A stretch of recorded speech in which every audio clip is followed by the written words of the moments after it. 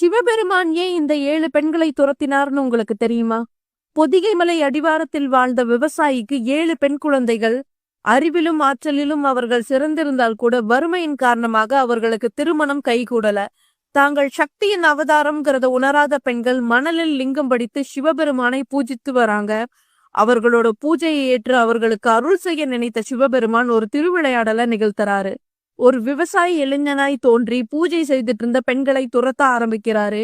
இளைஞன் துரத்தியதால நாலா பக்கமும் சிதறி ஓடிய பெண்கள் மீண்டும் ஒன்று சேர 1 வருடம் ஆகுது. காத்தாயி மற்றும் கையில் குழந்தையோடு வர இதை குழப்பத்தோடு பார்த்த மற்ற சகோதரிகள் உனக்கு ஏது இந்த குழந்தைன்னு கேக்குறாங்க. அன்று பூஜை செய்யும் போது துரத்திய இளைஞனால் ஏற்பட்ட குழந்தைன்னு சொல்றாங்க காத்தாயி. இதை மற்ற சகோதரிகள் நம்ப மறுத்து நீயும் உன் குழந்தையும் தீயில் இறங்கி வந்தால் இதை நாங்க உண்மைன்னு நம்புறோம்னு சொல்றாங்க. அதற்காக தீயை மூட்டி காத்தாயி குழந்தையோட தீயில் இறங்கி வராங்க. அப்போது சிவபெருமான் காட்சி கொடுத்து இதையெல்லாம் தான் திருவிளையாடல்னு சொல்றாரு. நான் துரத்தும் போது நீங்கள் ஓடி ஒளிந்த 7 கிராமங்களிலேயே 7 தெய்வங்களாக இருந்து மக்களை காத்தருளுங்கள்னு சொல்றாரு சிவ